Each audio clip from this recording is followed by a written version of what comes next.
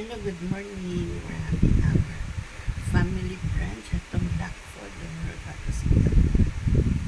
March 10, 2026. My son Dimitri Alfonso sleeping. Okay? Mm, we're having toast bread with sunny side egg and fried chicken. Chicken wings. Enjoy folks at Tom Blackford, Singapore. This is in Polish Singapore. Hindi English English folks. Singaporean retire. Okay, cheers. Enjoy folks at Tom Blackford, Singapore. Okay, enjoy.